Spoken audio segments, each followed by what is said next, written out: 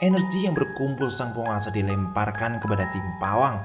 Dan benar saja, secara bersamaan si pawang itu melepaskan tenaganya yang dibantu 3 sosok pembantunya itu.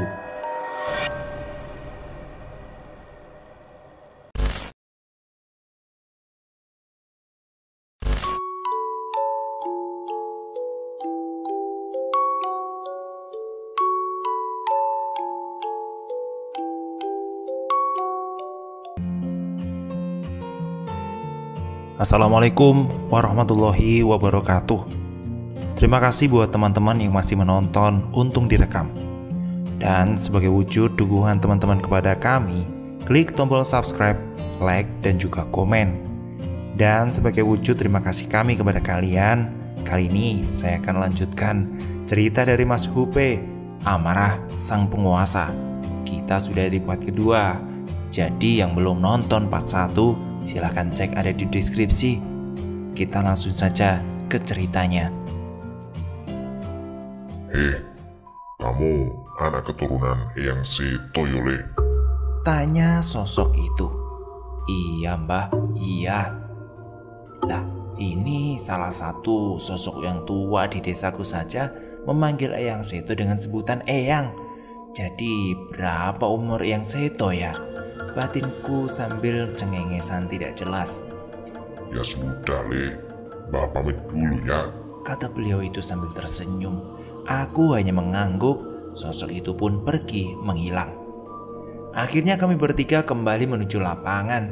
Kerusakan yang ditimbulkan acara ini lumayan parah. Si pawang yang tadi sempat diseruduk dan diinjak-injak Bateng itu kini sedang mencoba menyadarkan penonton yang kesurupan. Sementara anggota lain tidak ada yang berani mendekat. Bahkan yang memakai kostum banteng itu juga sedang mengamuk. Suasananya benar-benar kacau. Banyak penonton yang terluka, entah itu lari atau jatuh. Bahkan ada juga penonton yang terinjak. Beberapa motor pedagang juga hancur diseruduk banteng. Dagangan tumpah di mana-mana. Aku pun mencoba membantu menyadarkan warga desaku yang kerasukan. Beberapa orang aku sadarkan. Dengan sigap beberapa anggota bantengan yang ada di dekatku langsung membawa menuju ke belakang untuk dipulihkan.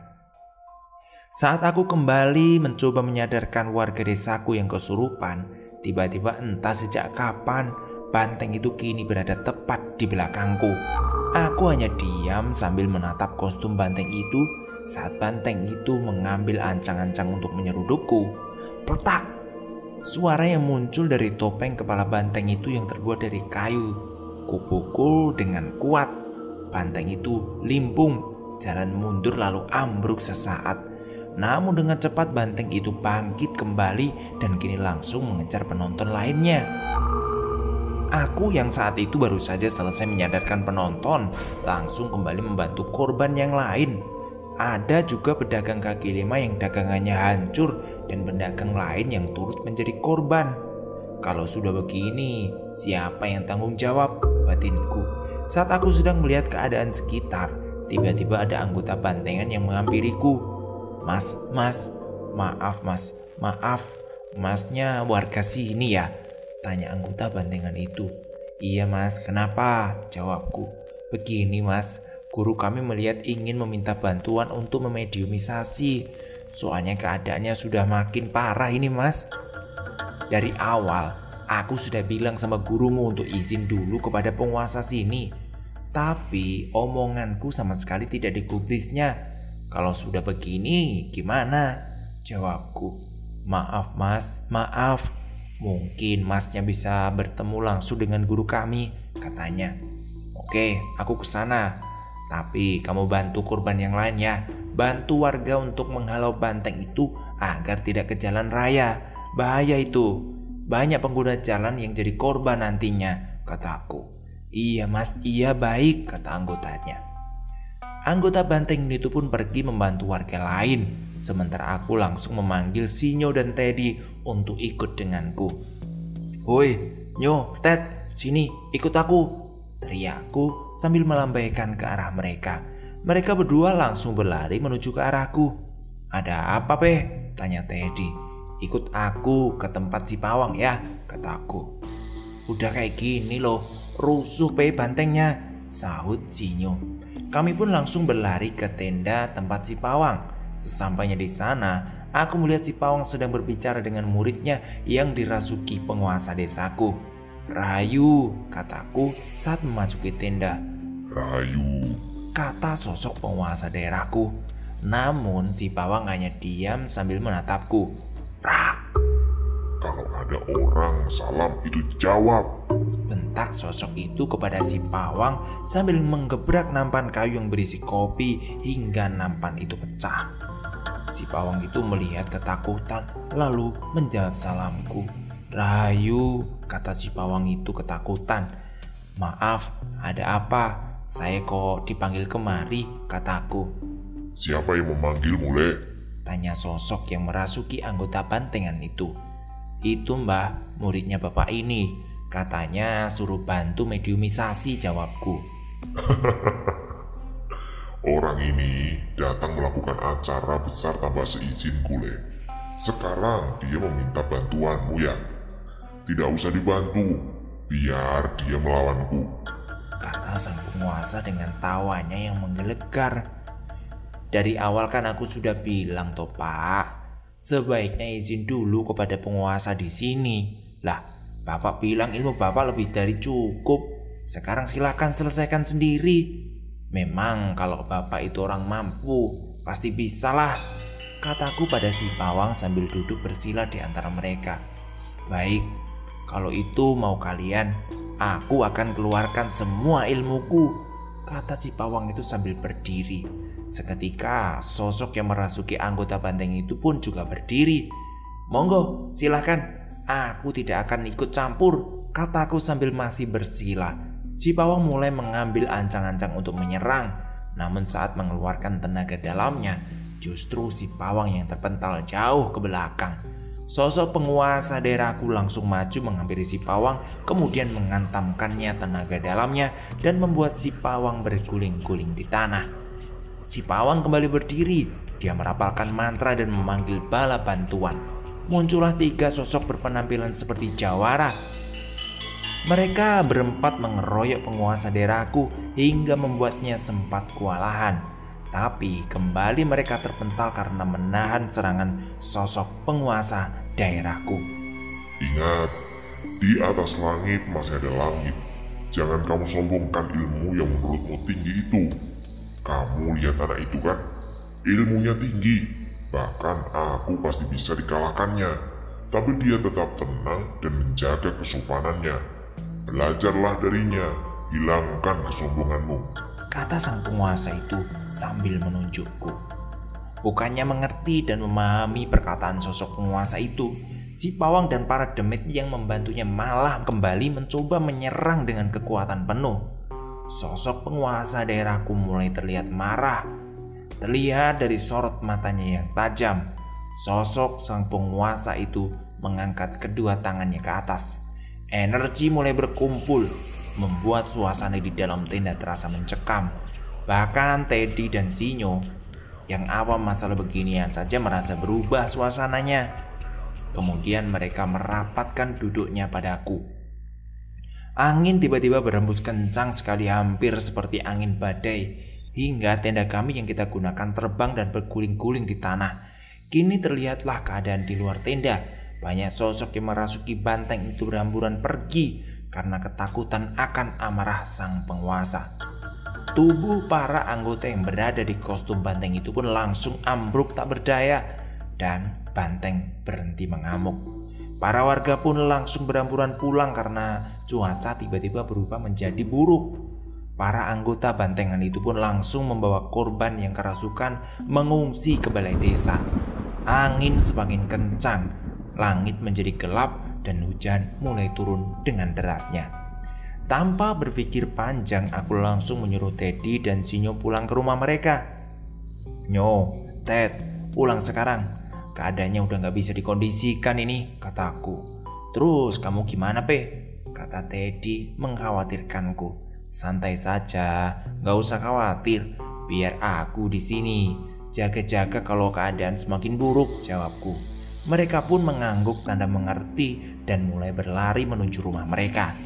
Kini tinggal aku, si pawang, anggota yang dirasuki oleh sosok penguasa daerahku, dan beberapa sosok yang membantu si pawang itu, serta puing-puing kerusakan akibat banteng yang mengamuk seakan menjadi saksi bisu di sana. Energi yang berkumpul sang penguasa dilemparkan kepada si pawang. Dan benar saja, secara bersamaan si pawang itu melepaskan tenaganya yang dibantu 3 sosok pembantunya itu. Namun apa daya, tenaga yang dilepaskan si pawang tidaklah seberapa. Mereka terhempas sangat jauh, bahkan 3 sosok pembantu si pawang itu langsung lenyap dan si pawang mengalami luka dalam yang parah. Pawang itu muntah darah, namun darah yang keluar berupa gumpalan, mungkin sebesar genggaman tangan orang dewasa. 3 buah gumpalan besar keluar dari mulut si pawang itu. Aku yang melihat hal itu menjadi tidak tega. Si pawang hanya terbaring lemas di tanah sambil memegangi dadanya tanpa bisa bergerak lagi. Tapi amarah penguasa desaku belum juga reda. Dia kembali mengumpulkan energi dalam jumlah yang besar. Mungkin beliau mencoba menyerang si pawang sekali lagi. Tapi jika si pawang terkena serangan seperti itu lagi, aku pastikan si pawang ini bakalan tidak selamat. Aku pun menghampiri sang penguasa dan mencoba menenangkannya. Mbah, sudah cukup mbah. Dia sudah tidak bisa melawan lagi, kataku. Diam Le, diam. Jangan ikut campur. Orang seperti ini tuh sebaiknya dibuat mati aja. Mungkin di kehidupan selanjutnya dia bisa menjadi orang yang lebih baik, kata beliau. Maaf mbah, maaf. Biar sang Gusti yang menentukan dan menghukumnya jika dia belum bisa merubah sifatnya setelah kejadian ini, kataku saat itu kepada beliau. Kita cukup memberikan pengertian, entah dengan kasar atau lembut, tapi membunuh karena kesalahan yang bisa diperbaiki itu bukan hak kita mbah. Berikan dia kesempatan. Mungkin setelah kejadian ini dia bisa berubah. Lihatlah, dia sudah tidak berdaya seperti itu mbah, tambahku. Sosok penguasa itu bukannya menjawab malah tersenyum. Kemudian dia keluar dari tubuh anggota banteng itu dan menghampiriku lalu mengelusku.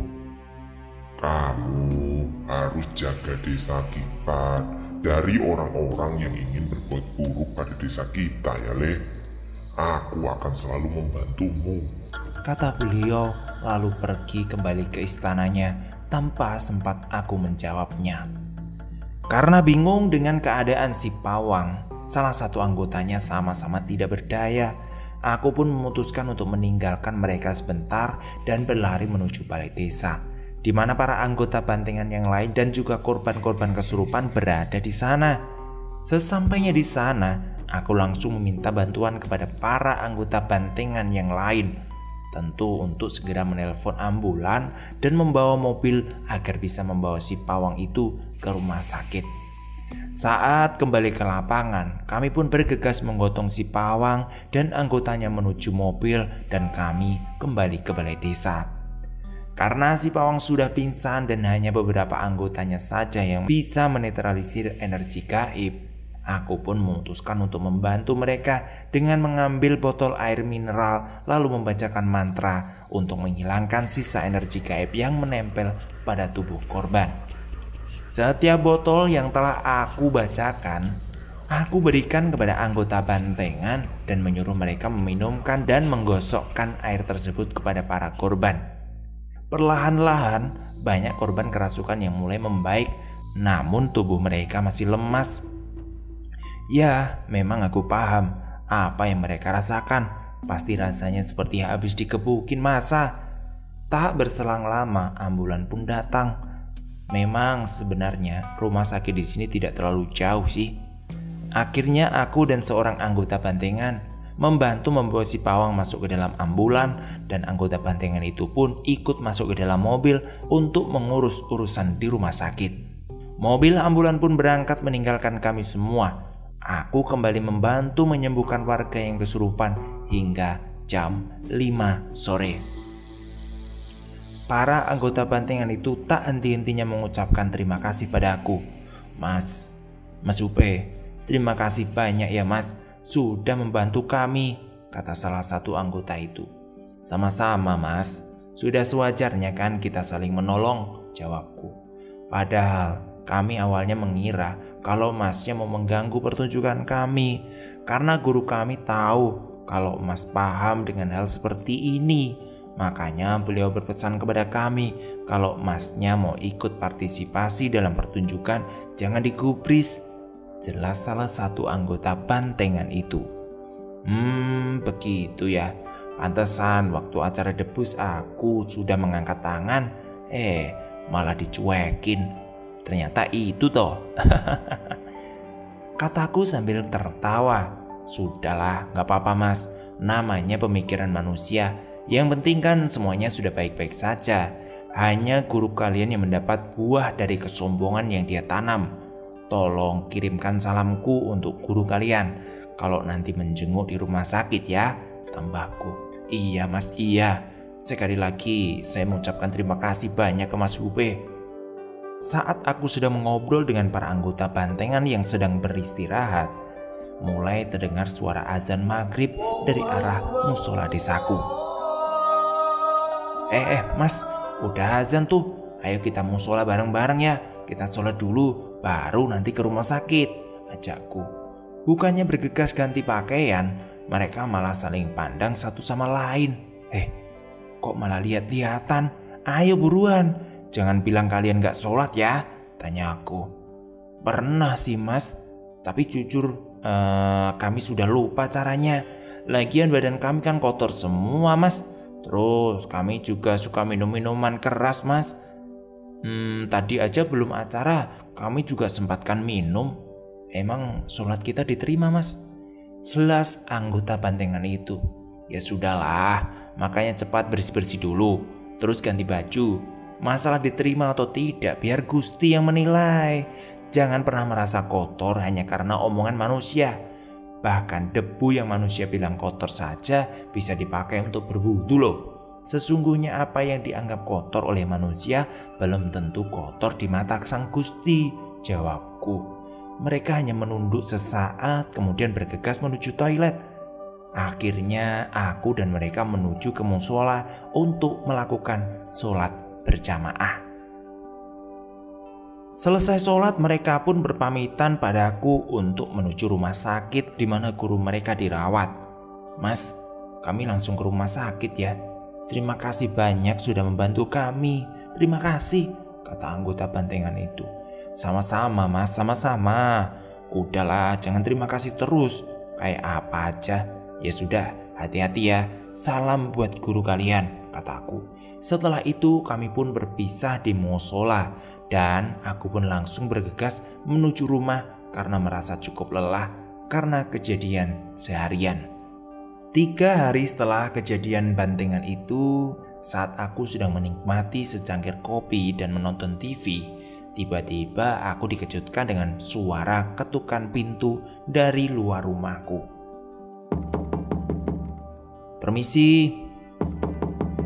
Suara ketukan seseorang dari luar rumahku. Aku pun bergegas membuka pintu rumah dan ingin melihat siapa yang bertamu.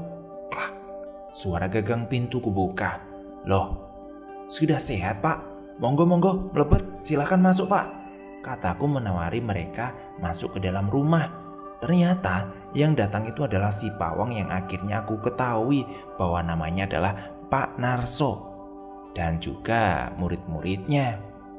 Nggak usah Mas Upe. Perkenalkan, saya Narso. Saya cuma mau terima kasih sudah menolong saya dan murid-murid saya.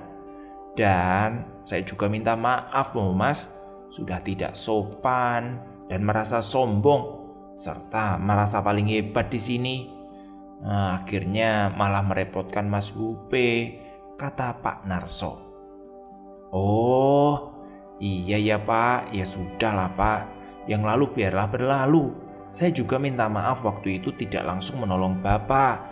Itu karena biar Bapak mengerti sih, bukannya menggurui Pak ya. Saya juga jauh lebih muda dari Bapak. Tapi saya hanya mengingatkan saja, jangan masukin hati ya Pak, jawabku. Iya Mas Upe, iya.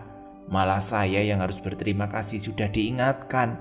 Saya janji sama Mas Upe, saya janji tidak akan mengulangi kesalahan yang sama, kata Pak Narso. Alhamdulillah kalau begitu Pak, jawabku. Ngomong-ngomong, rumah Mas Upe banyak juga isinya. Orang hebat semua lagi. Salut saya, kata Pak Narso yang melihat sosok-sosok di rumahku. Disyukurin saja lah Pak, aku banyak yang jagain, kataku sambil tertawa saat itu. Iya ya Mas, iya.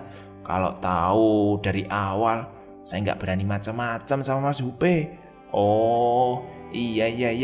Saya ada kenang-kenangan, tolong ini dirawat ya Mas. Mungkin dia lebih cocok kalau Mas yang rawat, kata Pak Narso sambil memberikan sebuah benda yang dibungkus kain mori. Aku langsung membuka bungkusan itu. Ternyata isinya sebuah keris singo barong dari bahan batu meteorit. Wah, beneran Pak ini buat saya. Terima kasih ya Pak. Saya pasti menjaganya, kataku. Iya Mas Upe, itu kenang-kenangan dari saya. Ya sudah ya Mas, saya pamit dulu. Maaf, gak bisa lama-lama, kata Pak Narso. Oh, nggih Pak, nggih, monggo, kataku. Pak Narso dan murid-muridnya akhirnya memelukku dan pergi kembali ke kota asalnya. Aku sangat bahagia saat itu. Selain mendapat keris, aku juga bisa menambah saudara yang berawal dari suatu yang tidak terduga. Cerita ini selesai. Terima kasih. Maaf kalau pendek. Ambil sesuatu yang berharga dari kisah ini. Walau banyak orang jahat kepada kita, balaslah dengan kebaikan. Seperti sebuah penghapus yang bisa menghapus hitam di atas putih. Terima kasih. Itu tadi cerita dari Mas Upe, Amarah Sang Penguasa. Terima kasih buat Mas Upe yang sudah ngizinin ceritanya saya baca. Buat teman-teman, jangan lupa ketik komentar di kolom komentar. Dan jangan lupa klik tombol subscribe. Terima kasih. Assalamualaikum warahmatullahi wabarakatuh.